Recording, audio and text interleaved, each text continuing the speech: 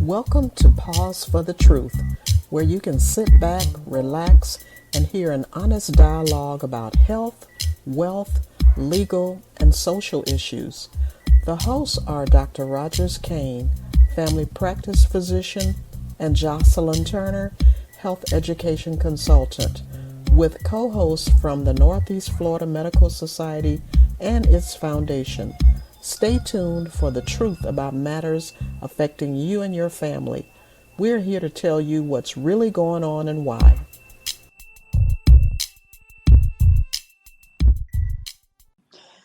Good evening. I believe that we are live. Dr. Kane, how are you this evening? I'm doing great. How are you? I'm doing just wonderful. Welcome, everyone, to Pause for the Truth. Tonight's show is going to be lively as ever. We have a very exciting panelist as we talk about my favorite subject, healthy eating for the holidays and getting fit. Joining us tonight are Chef Amadeus. How you doing this evening, Chef? I'm doing great. Excuse me, I should back up and say celebrity chef Amadeus.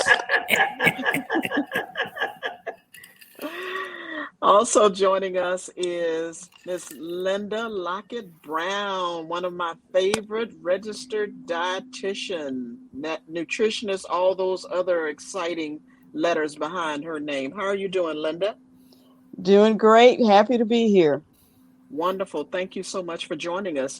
And last but certainly not least, my former colleague and friend, Tyree Williams, who is multi-talented. Not only is he a personal fitness trainer, but Tyree is also a registered dietitian, amongst other things. How are you doing, Tyree? I am doing awesome, Jocelyn, and very excited and honored to be with everyone tonight. Wonderful, wonderful, wonderful. Well, I want to apologize to our guests, as I know Dr. Kane would like to get a word in edgewise. But sorry, Dr. Kane, I kind of took over. But I want to apologize to our listeners. We had some technical difficulties, but we're going to go ahead and get the show started. Dr. Kane, is there anything you'd like to say before we get started? I'm just happy to be heard at this moment in time. And as far as you're saying your favorite topic, I agree with everything, especially when it comes down to just the eating part. The rest of it, okay, fine.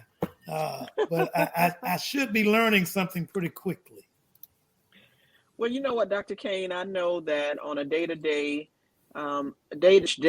at some point during the day, you are having conversations with your patients about how to manage their diabetes or their high blood pressure or their high cholesterol. Well, I thought tonight would be a good time for us to delve into that topic, really breaking it down to help people to understand how you don't have to dread the holidays in terms of what you're eating. There are actually practical things that we all can do. And the fact that we have Chef on, I've actually tasted some of his food and it's good. And I don't miss the salt.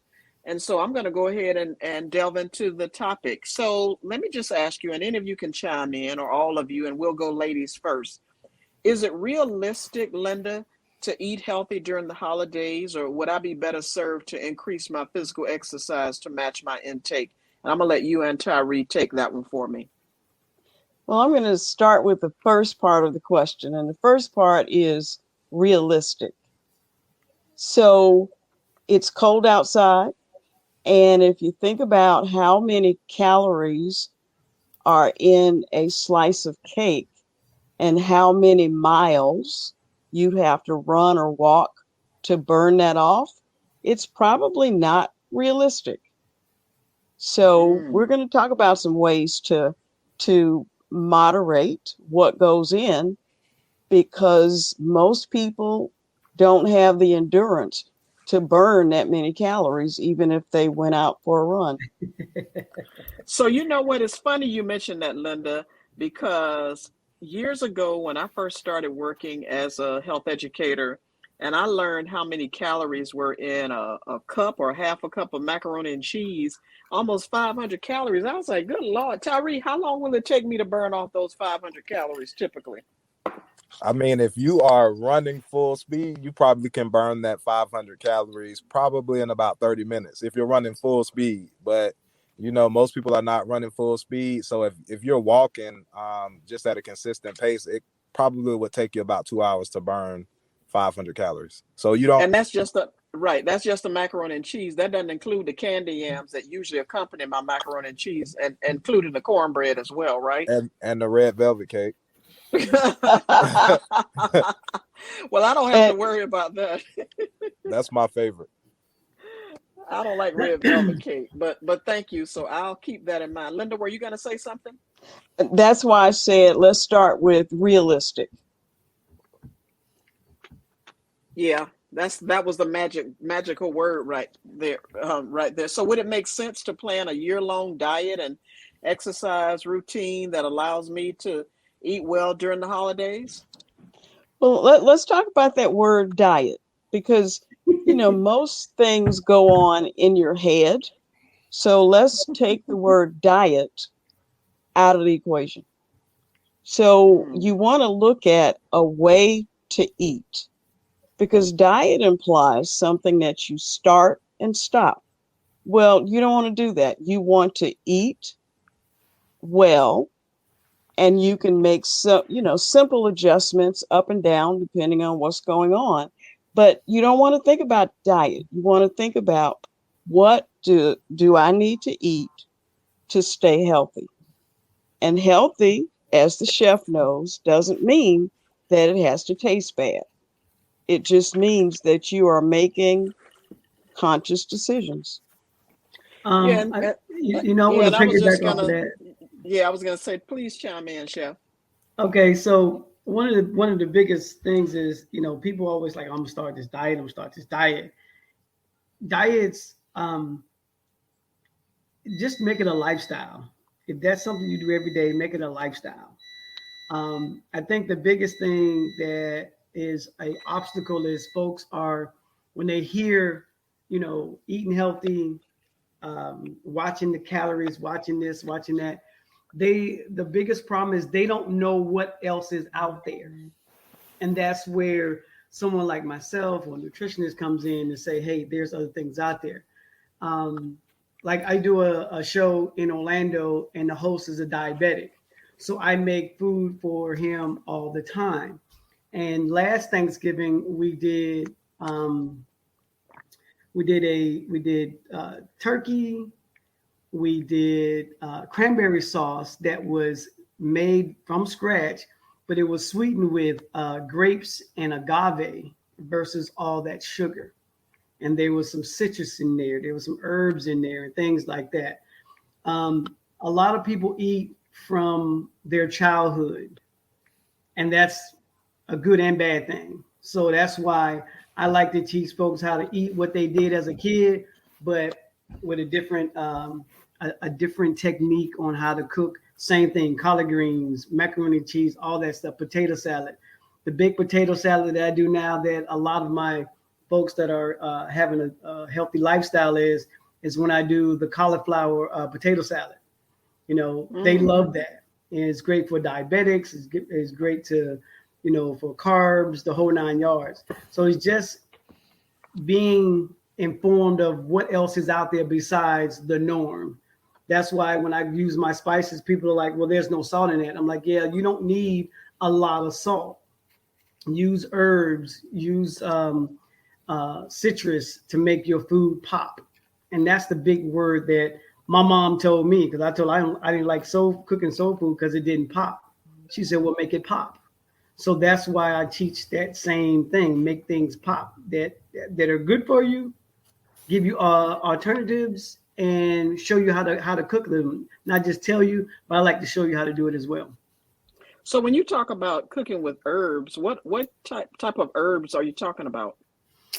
Well, there's rosemary, there's sage, there's thyme. I mean, just any herb that you want. Like my spices, the one spice that I have the little bump, it's nothing in there but herbs and spices that you have in your cabinet. There's black, white, and red pepper, regular thyme, basil, onion, and garlic. All that is in your cabinet. Chef, hold up. Don't give away your recipe. And You want people to buy your spices. listen, it's just the ingredients. But here's the thing, though.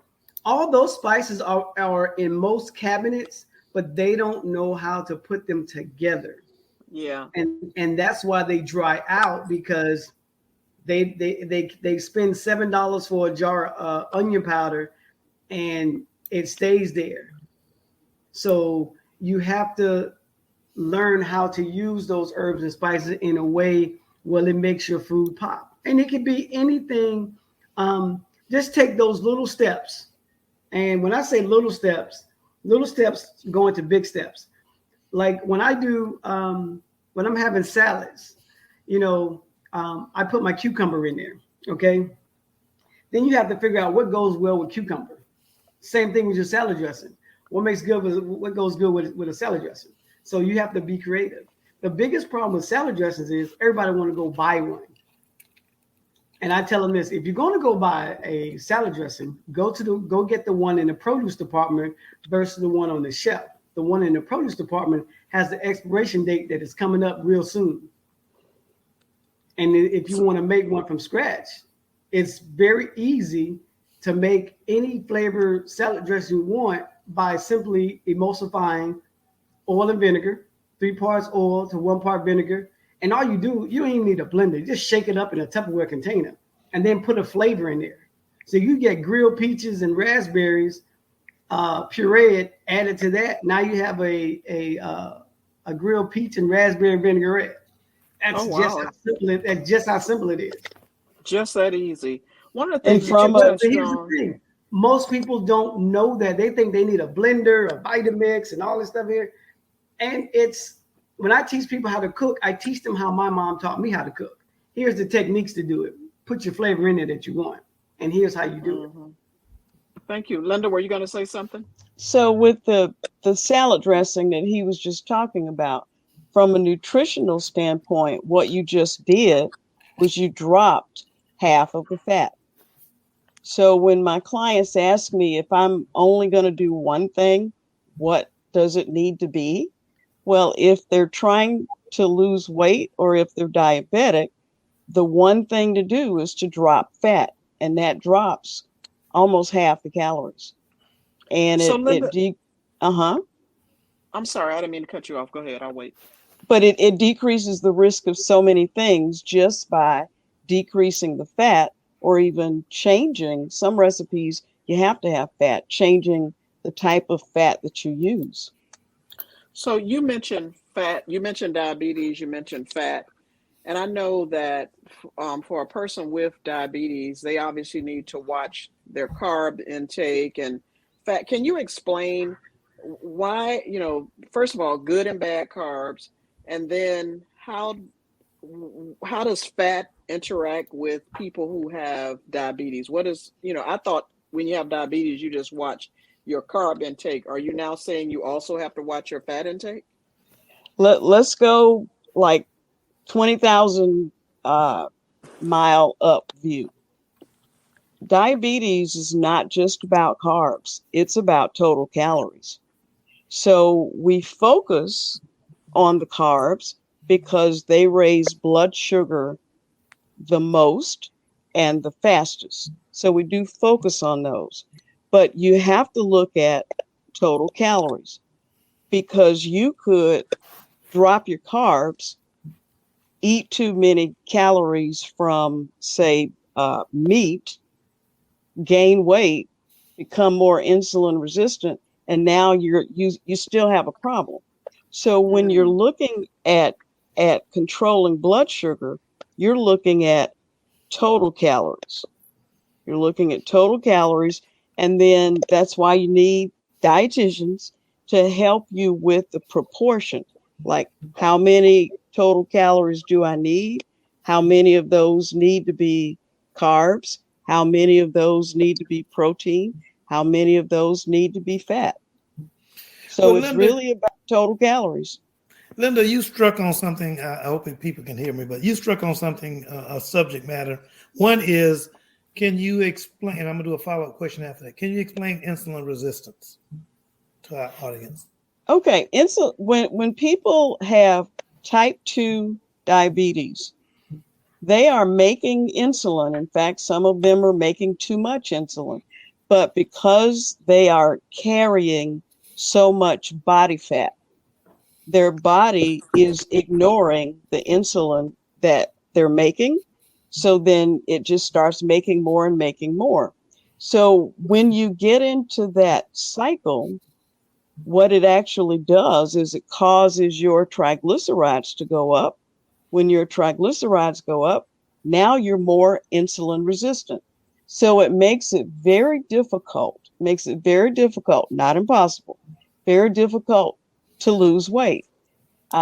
If your doctor is monitoring your blood sugar, then they may say, okay, we need to put you on insulin now, and that's a different ball game. So when you're looking at insulin resistance, you're making insulin, but your body is ignoring it.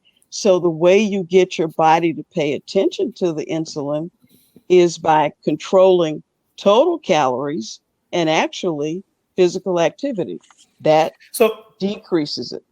so if I wanted to take a shortcut to that explanation, would it be fair to say it takes more insulin to do the same thing less insulin did before? Absolutely.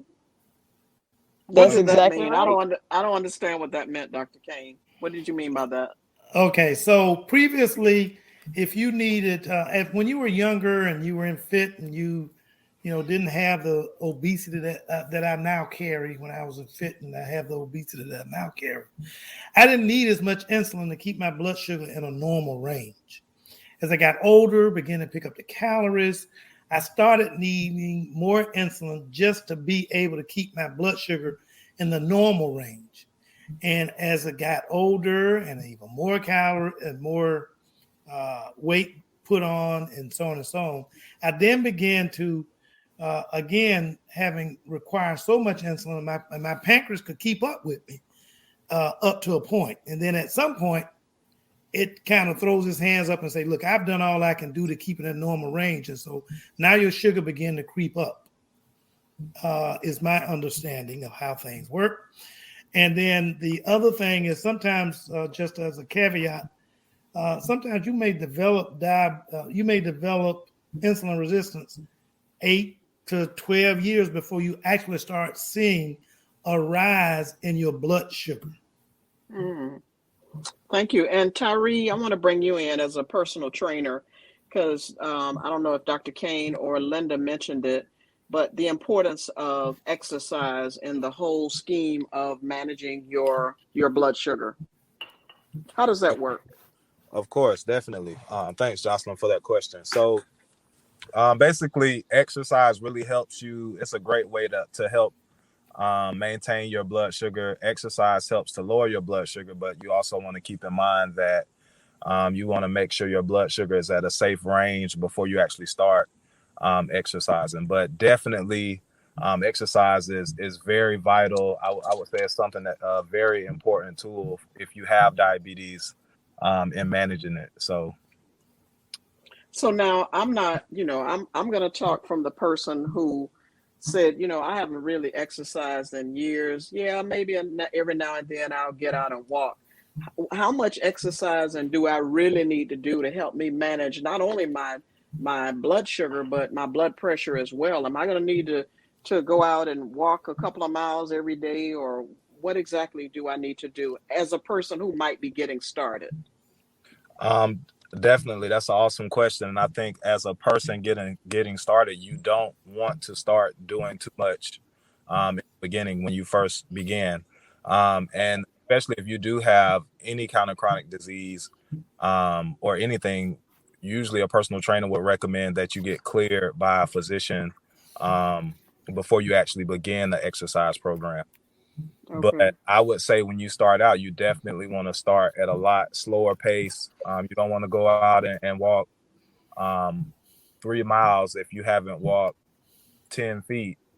So definitely you want to start where you're at and then just build on top of that. And one thing that I always like to communicate with people is um, think about where you're at and how much harder you're going to have to work to continue to lose that same amount of weight as you begin to lose weight. So you don't want to start running 5 miles, because once you start losing weight and you hit a plateau, then what are you going to do? Run 10 miles? So always start at the baseline and gradually increase. I would say a good rule of thumb is to do about 30 minutes most days of the week, or 60 minutes about 3 to 4 times a week of aerobic exercise. You always want to do some kind of strength training exercise and stretch as well. So just a few tips there.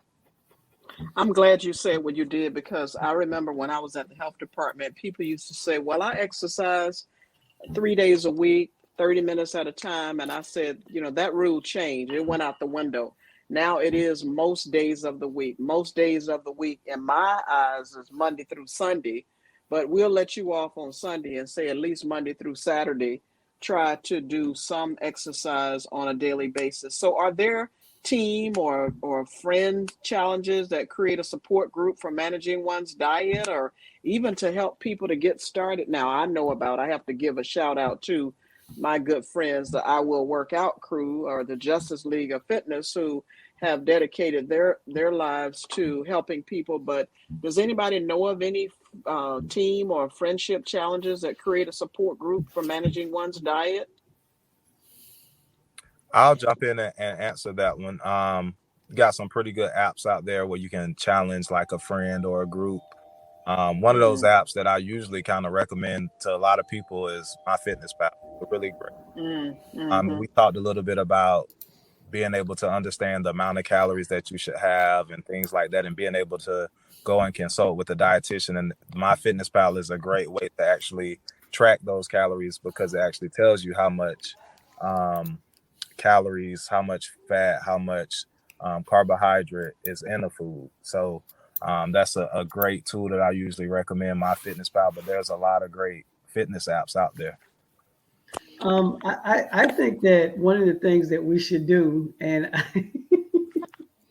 I'm gonna put somebody on the spot, but I think myself, along with a trainer and a nutritionist, should join forces and show what it takes all the way around, from the eating, the cooking tips. Because the cooking tips, I think, is really nice, because people get to see that it's not as hard as they think it is, and it still has flavor in it. I run into so many people that they don't know they don't read labels, and always about reading labels about the salt content, and I have to educate them on read labels, read all the labels, and so you'll know what's going in your body, and how you can play that balancing game.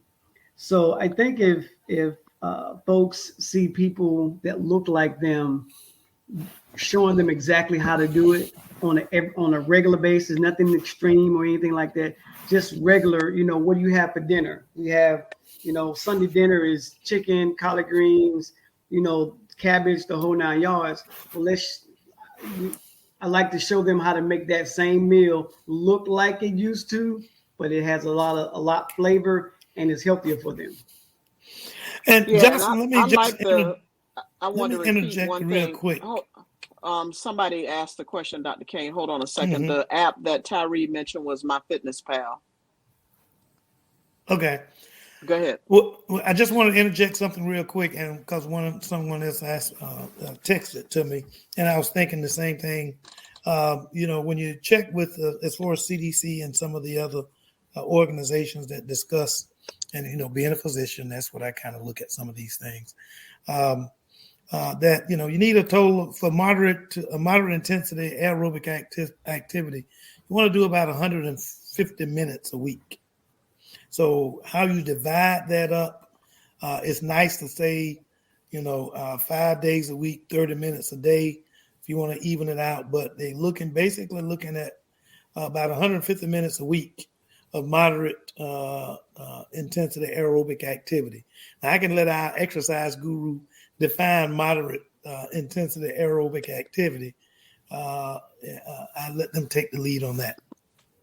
Of course. So when you think about moderate intensity exercise, that would be like walking about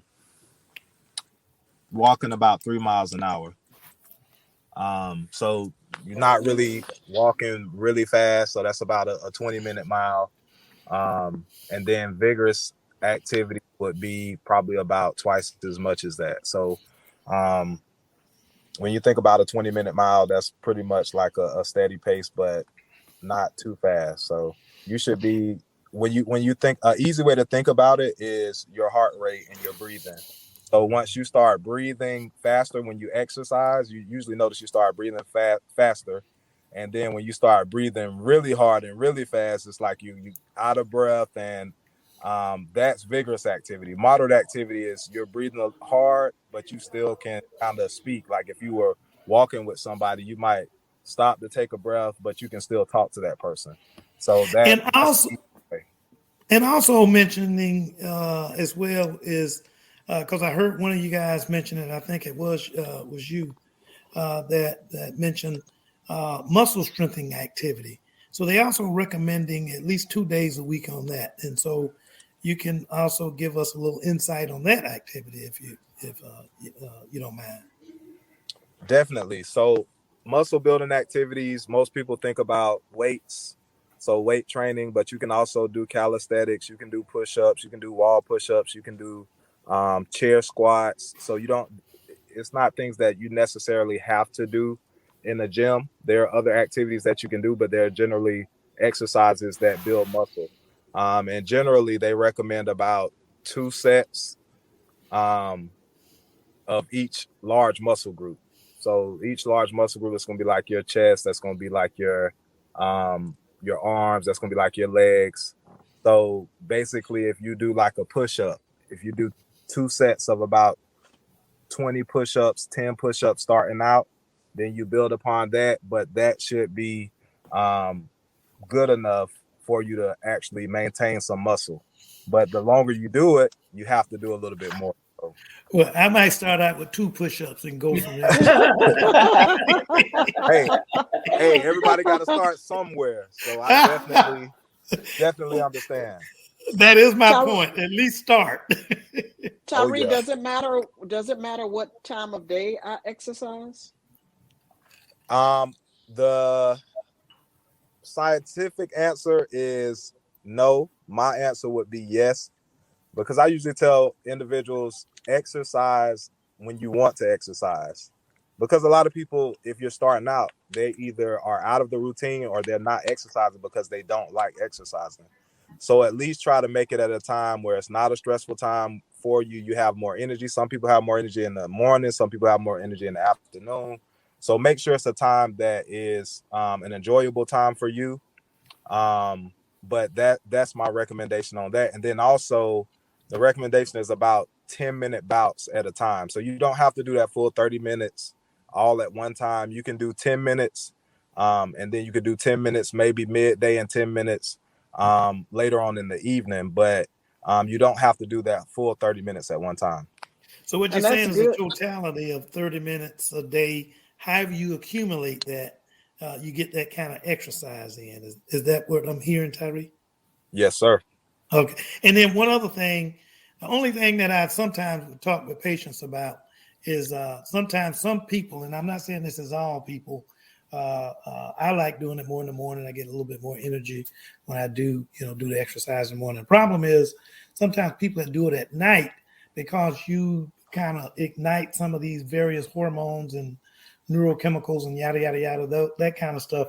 Some people may find it difficult to go to sleep when they exercise late night. Not me, Dr. Kane. I can do it. It doesn't matter with me. I get it I'm just in. throwing it out. I get it in. But I want to ask a question of, and Dr. Kane, feel free to chime in as well as our panelists. Why is belly fat not good for our health? And how do the people that are listening to the show get that 6-pack again or close to it? I'm gonna let the guest start out, and then I'll chime Well, in. the reason why belly fat is such an issue is we're talking specifically about the fat that's right behind your navel. That fat talks to your liver. And when it talks to your liver, it raises your cholesterol, raises your blood sugar. So that, and I want you to think about people that are of Asian descent. They're generally tiny, but if they eat American food, they start getting fat right behind their navel. So if you put them on a scale, they're not even overweight. But because they have that, we call it visceral fat, because they have visceral fat, it starts affecting how their body handles carbs, fats, and proteins. So, is the belly fat is raising my blood sugar and cholesterol, or is the liver contributing to my blood sugar and cholesterol rising? The belly fat is talking to your liver. Okay. Okay. And one Eh, of the other things from a medical standpoint, if your liver starts to store fat, so you get what we call non-alcoholic fatty liver.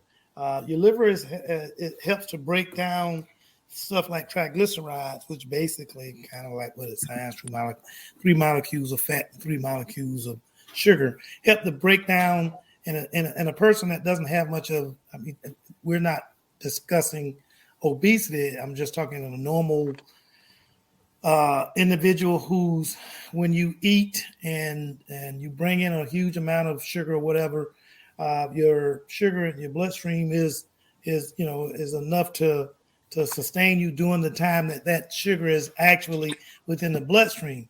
You're going to burn that up much like a car with gasoline. You're going to burn that sugar in your bloodstream, and if you don't have a way of replenishing it, you will do as in comparison with a car, you run out of gas. So the liver helps to break down these that triglycerides to help maintain your the level of sugar in your bloodstream during times of fasting. To put it in a nutshell, and I can stand corrected on that with my dietitian, but pretty much that's my understanding.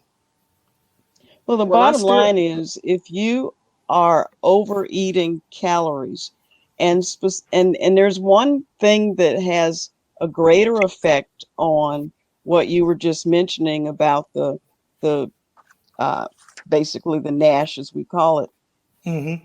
is drinking sodas. I have clients that when I look at their labs, it looks like they are alcoholic. They are Mm-hmm. mm, not alcoholic. This is from drinking Sugar. sodas. Sugar. Yeah, You it's drinking from sugar. too much sugar. So if you think about a 16-ounce soda, that's 16 teaspoons of sugar. 8-ounce soda, 8 teaspoons of sugar. And that's just straight calories. And your body does not need that. And I have clients that say to me, well, they tell me that the diet sodas are just as bad. Yes, they are in a different way, but no one needs to consume that much sugar.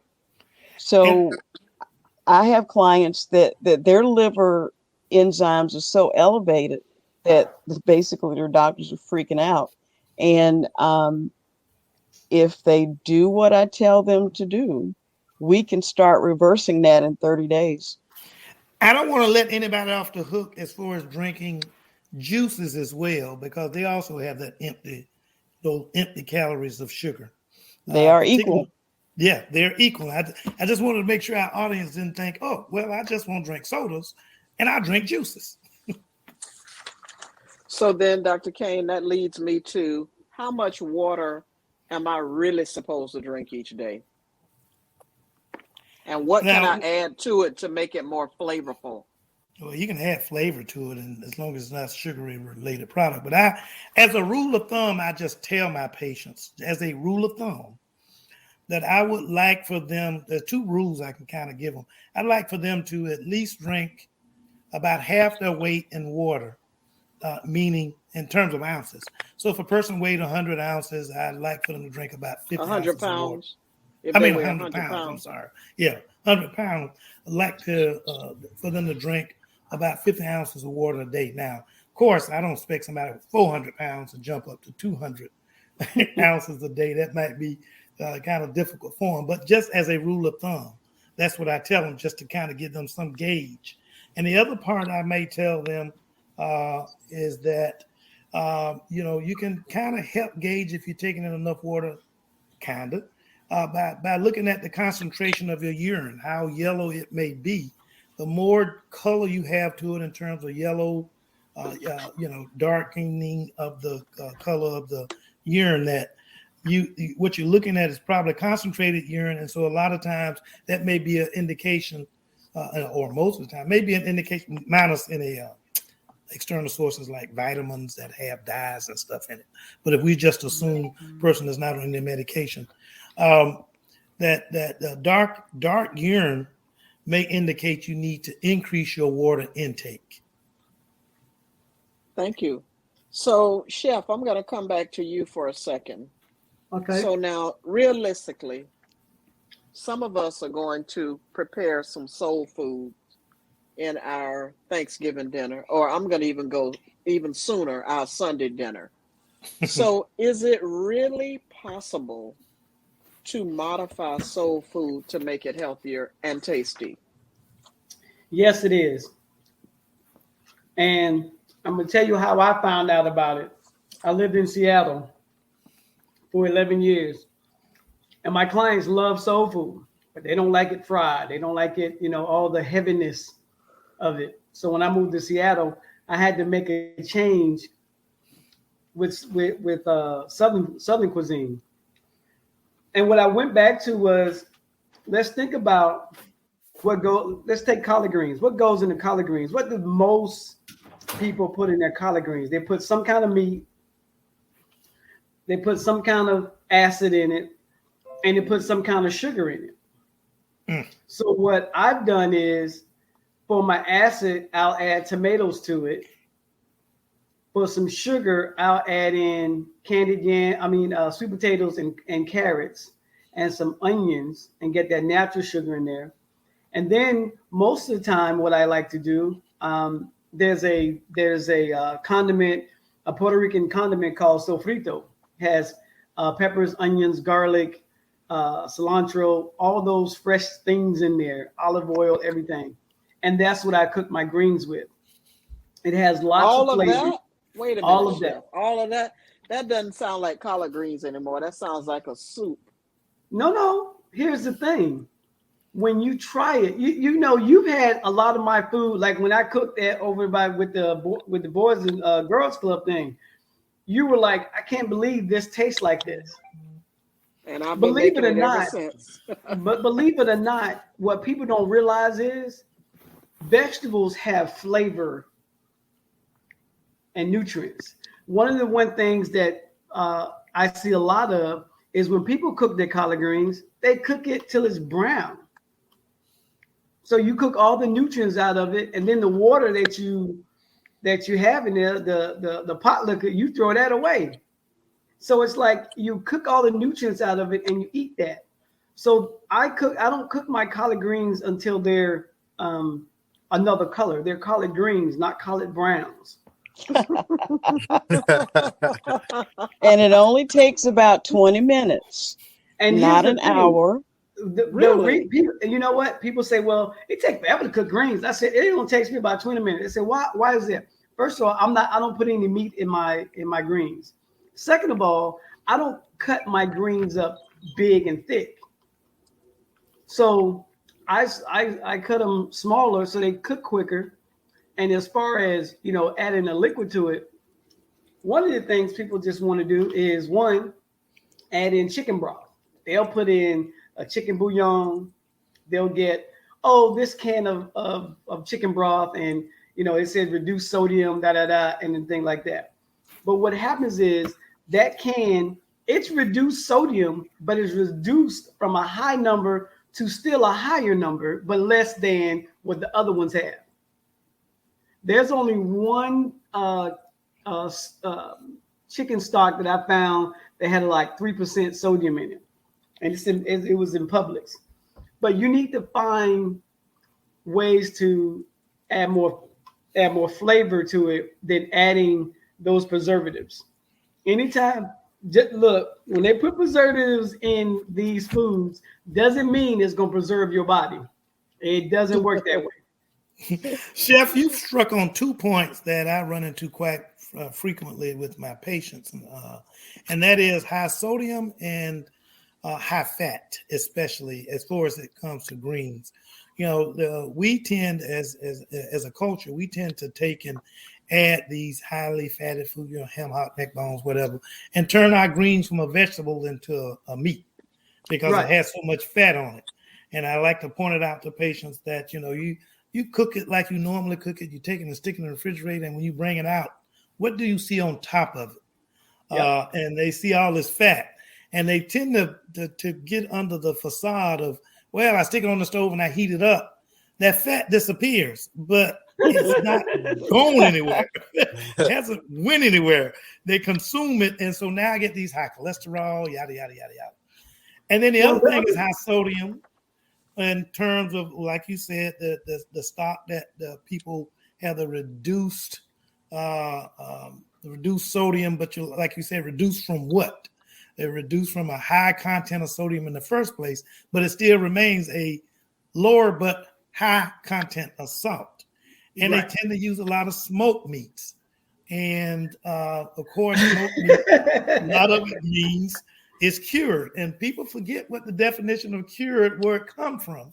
Here's the other thing too. Those smoked meats that you see in the stores, they aren't traditionally smoked. Right. They've been altered and enhanced. So now here's something that should be done. And as a matter of fact, I'm gonna start asking my folks that do barbecue this. Can people bring you their meat and let them smoke it for you? Because that's smoked meat. That's truly smoked turkey. Yes. You know, and it's not so perfect example. Like I like a lot of Asian cuisine. And you know, one of the main ingredients in Asian cuisine is soy sauce. Well, I do my Asian cuisines like I normally do, but instead of using soy sauce, I use coconut amino acids. And what that does is it takes it from 23% sodium down to 6% sodium. That's about 18. That's about 18 points right there. Is the flavor the same though, Chef? The flavor is the same. And if you use coconut amino acid, like there's another dish, Japanese dish called Tyree. It uses soy sauce and a lot of it. But I use the coconut amino acids, and you can't tell the difference. And that's I want to go ahead and wait a minute, Johnson, real quick. I like to tell my patients that soy sauce is liquid salt. And hot sauce is spicy liquid salt. Well, here's the thing about hot sauce. I tell people look at me like I'm weird because I read labels on hot sauce. They're like, why do you do that? I'm like, because there's sodium in there. Yes. There's sodium in what people don't realize is this. Every piece of thing that they cook at home and drink at home has some type of sodium in it. And they like, well, this only has 11% and this only has 2%. That's for that meal. Let's look at what it is for the entire day. What you drink, what you snack on, what you eat, and add it up. And you know, the whole 9 yards. And people like, well, I didn't know it was that much salt, because you only looking at it per meal. Look at it per day, out throughout the whole day. Because like you said, drinking sodas. The one thing I always tell people is, why are you drinking Gatorade? Gatorade is meant to replenish something. If you don't get rid of anything, you're just stacking dirty laundry inside the closet, hoping nobody opened the door. And it was designed for elite athletes. Exactly. That were going to be out in the heat for an extended period of time, which is not most of, at least my clients anyway. And so, Linda, how much sodium do we need a day? since Chef mentioned that, what's That the maximum amount of sodium we need a day? well, see, the government has this number that they use, and I totally disagree with the number. The number that the government uses is 2,300 milligrams a day. For people that look like us, the number is 1,500. Wow. Exactly. So and so when you think about high blood pressure, you got to think of it in two different ways. One is, what do you need less of, and what do you need more of? So what you need less of is what we've been talking about. You need less sodium, but what you need more of is potassium.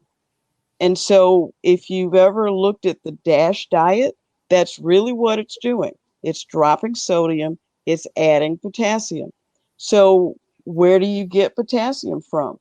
You get it from fruits and vegetables. So a lot of things that the chef was talking about with adding flavor, it's also a way to add potassium. And so and I'm talking about folks that don't have problems with their kidneys. We're talking just general. Hmm. The things that add flavor, like if you used, let's say you made uh, a glaze from oranges, you're going to be adding potassium. So a lot of the things that are flavorful, you're actually going to be adding some other nutrients and balancing out that sodium. So I Linda, can't let it. I need to add more vegetables to my day.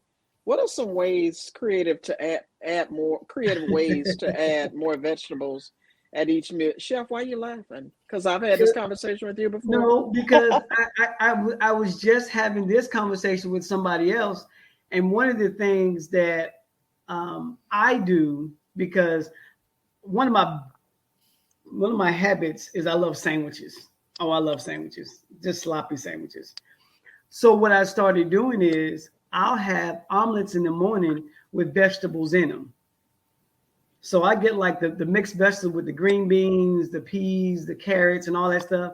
I'll saute that up and make an omelet with it. And that way I have protein in my vegetables. I don't do a lot of dairy, so I don't put cheese in it. But I have my protein in my vegetables to start my day with. And then the other thing that I drink a lot of now is this thing called golden milk, with almond milk and turmeric and everything. But I have one of my spices that just dropped. It has turmeric, it has pepper in it, it has ginger, cumin, cardamom, all these fresh spices, and that's what I drink in the morning, and it makes me feel so. Gives me a lot of energy and a little pep in my step. So you just have to change just a little bit at a time, because you can't go cold turkey. That's one thing I tell you. You can't go from what you're doing now to strictly cold turkey. You got to wean yourself off of that, and And I can't. that's what becomes a lifestyle versus a diet. Just real quick commentary. I can't let it pass. I think what Linda said is absolutely correct. That African Americans or Black folks, your whatever term you want to use, whomever we're talking to, but Black folks don't. We only need about 2/3 of the amount of salt that Caucasians need, because we don't get rid of sodium as easily as they do, and Why that is that, Dr. Kane? genetics.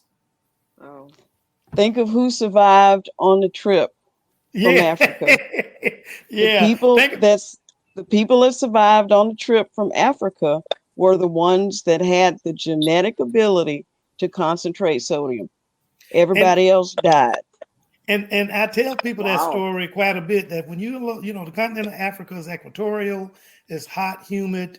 The good Lord gave us the ability to survive over there with the increased pigmentation of skin, the wide nostril to take in more thinned out air because of the heat. But the other thing that you can't see, but that he did give us, and that is the ability to concentrate our sodium to keep us from getting so dehydrated in the atmosphere. When they stuck us on the boat and put us, foot apart, down in the hole, never saw fresh air, never saw anything. People were defecating and urinating on each other. You wind up getting a whole bunch of dehydration as a result of dysentery and other different issues, and they threw a lot of us overboard. So only what Linda was stating just now, with just not as long-winded as I am, only those people who were the best of the best at concentrating their sodium and holding on to help maintain their hydration level, those are the only ones survive. So, you're descendants of the best as it relates to your ability to hold on to salt and prevent dehydration. And then you get into a culture like what we have that's very high in salt. This is a high salt culture because salt is the cheapest preservative that they can come up with in these fast food restaurants and along with other items. So that's my soapbox as far as blood pressure and salt is concerned. Well, this Dr. Kane, this is a good time for me to give a plug for a chef, because Chef has created some salt-free seasonings and spices, Exactly. as he call them, and they're available on Etsy. Chef Amadeus will let you, or just go to chefamadeus.net.com. What is Stale that? Amadeus. Stale Amadeus. So now I have 5 different spices, and they're all used for different. Like tonight, I had a Cornish game hen, and I put in on my citrus pepper. The citrus pepper is a lemon pepper with no salt in it, and the people that are using it are loving the fact that they can use a lot of that without worrying about all the sodium in there. Then the curry powder, same thing. It's a mix between Indian and Caribbean, but it's all herbs and spices. So when you're cooking with it, that's what you get. If you look at most spices, and I tell people this all the time, it's like, well, this spice is only $5 for 12 ounces. I say, okay, look at the salt content in that. There's my spice guy tells me all the time that the reason your spice is so expensive because there's no fillers in there. Well, and that's what I want. I want no fillers in these things. Like I say, I have a couple of them that have sugar in them, but as far as the salt goes, a lot of Black folks are very heavy-handed, and if you smoke, you're even more heavy-handed than the average bear. So make sure you put that right. There you I go. was just about to say that, Dr. Okay. Kane. So, Chef, can you spell out your website where they can get your spices? It's Chef Amadeus, AMADEUS.net. ChefAmadeus.net. And if you guys have any questions about my spices or cooking with them or anything, just reach out to me. I have no problem talking to you about how to use my spices. And it's just free of charge. I'm not going to try to, charge you to ask me about my spices, because I want you to be well educated on them the same way I've been educated with going through this spice process. So if anybody has any questions about what to cook, how to cook, or anything of that nature, I'll be more than happy to have a conversation with you. And also, when you with start, Linda, hold on, Linda, I got to give you a plug. Also with Linda, you can hear she's a registered dietitian and available for consultation as well, because one thing that people don't realize, and was going to lead into my next question, but I'm going to first give a plug to you, is that when folks are diagnosed with diabetes or high blood pressure or high cholesterol, when we walk in that grocery store, we're still going to go and pick up the things that we're accustomed to picking up. But going to a registered dietitian like Linda, and by the way, your insurance plans probably cover you're going to see Linda like you're going to see your doctor. So don't rule it out that, oh, I cannot afford her. Check with your insurance plan, because you probably will be able to afford her. And we're going to make sure that we put Chef's information as well as Linda's information, contact information, on our website. So, Linda, I'm going to give you a chance now to tell folks how to reach you for consultation. Okay, the way to reach me is sinetnutrition.com, and I'll spell it, and that's CINETNUTRITION.com. And I just want to say the way that I approach, helping you get better is I am not going to give you a diet sheet.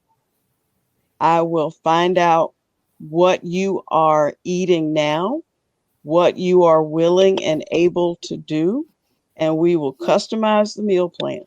So Excellent. I'm not going to tell you to go out and get um, asparagus if you don't even know what an asparagus looks like.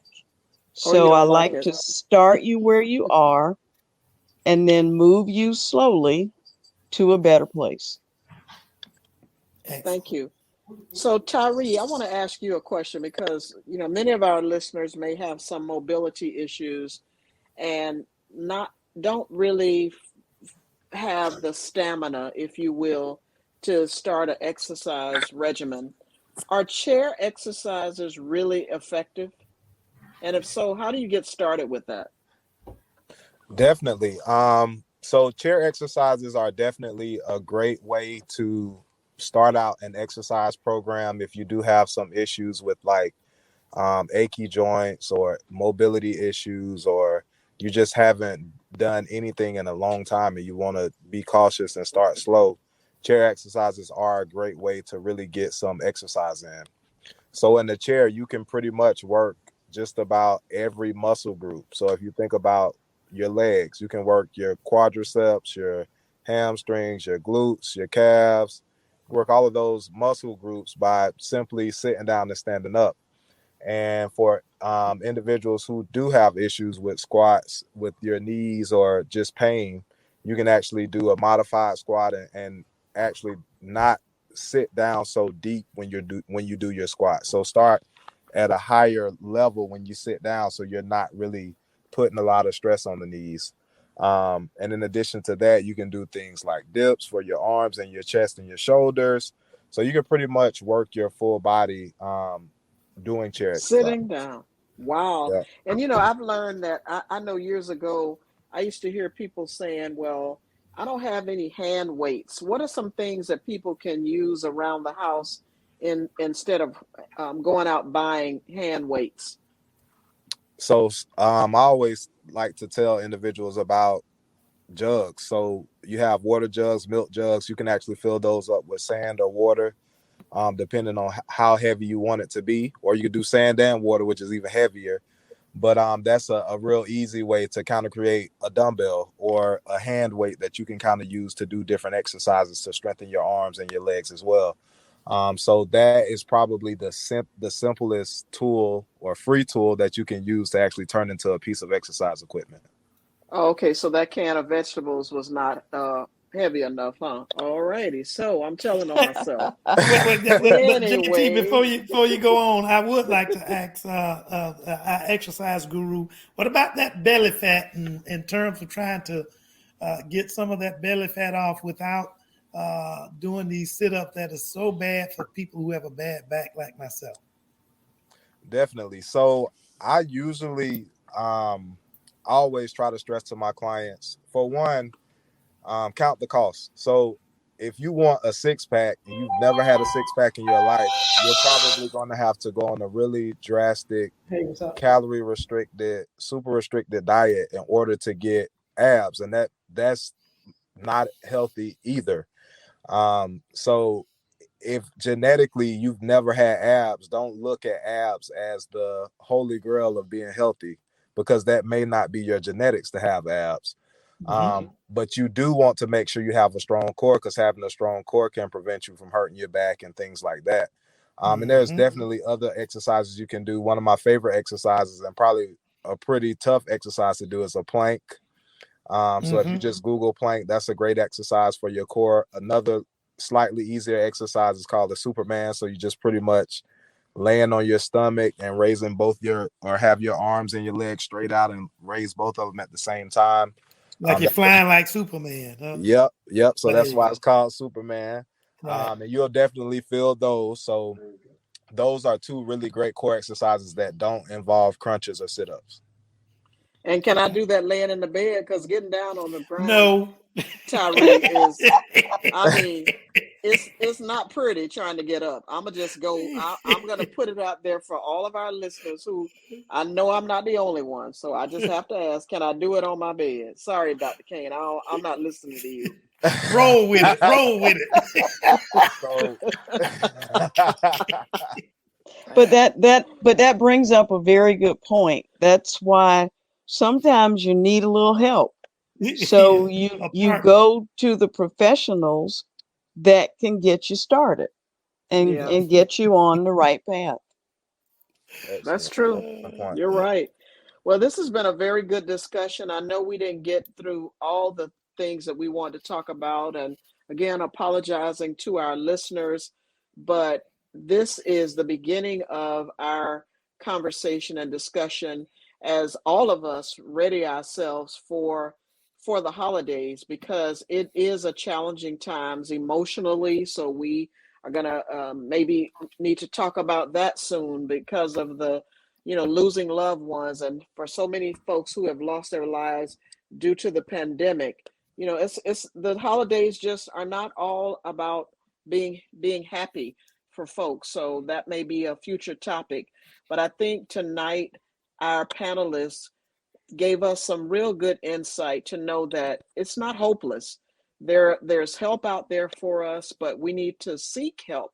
And so I would like to invite our panelists, and I will call on each one of you to give some final thoughts to our listeners. And I will start with ladies first. Linda?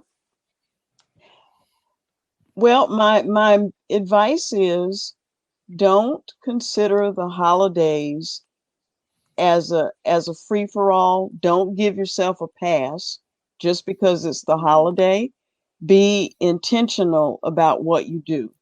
So if you go to someone's house and they have this big spread, look at everything that's available and decide before you put a single thing on your plate what you are going to eat. Get a one spoonful, one forkful, sit down, pay attention to it, enjoy every bite, but don't go back for seconds. Okay, thank you. Chef? Yeah.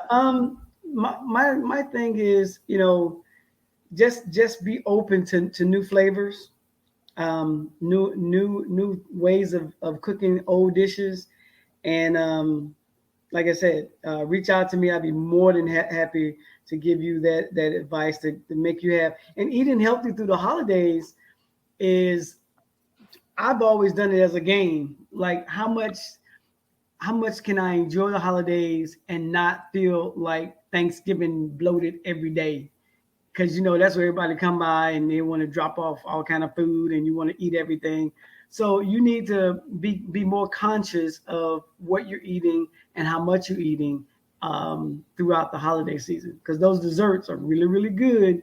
Down south we love our real velvets and the sweet potato pies and all that good stuff. So just have a very um, open mind on how to cook differently the same foods you grew up with.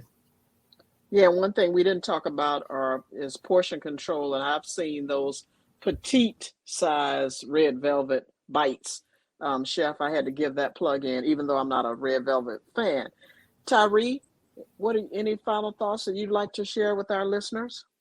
Definitely. So, as I was kind of just preparing for the podcast tonight, I just Googled holiday weight gain, and in looking at it, I was surprised and seeing that there was a study that was done, and really it was just saying that we we think that we gain a lot of weight over the holidays, but that's not necessarily true. The study was saying that you gain probably about a pound on average over the holidays, but it's a marathon and not a sprint. So thinking about the holidays, I would say just to echo everyone else, really try to be mindful of what you're eating and the habits that you're starting, because just because you may not gain a lot of weight over the holidays, if you get into a routine and you create a habit of poor eating habits into the new year and that carries on for months, then that's where you see a lot of that weight gain. So it's a marathon and not a sprint.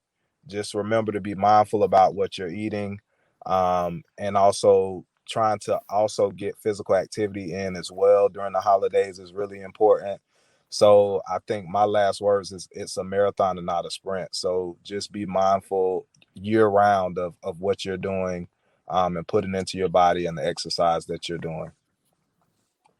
And give your loved ones a gym membership. I'm just saying, nobody asked me that, but that's the gift that we give them. Give them the gift of a chef to prepare a healthy meal, or a visit to the registered dietitian, or a gym membership, or a personal trainer membership, just in case somebody was looking for what gifts to give their loved ones. Dr. Kane, what are your final thoughts or thoughts about tonight's discussion? Well, I'm going to take a little bit of flavor from what each one of our guests have said. Excuse the pun. And that will be, I want to make sure that people realize that when they're doing these holidays with their family, I want them to enjoy their families, enjoy their outings. But, you know, a lot of times different people bring food to family events.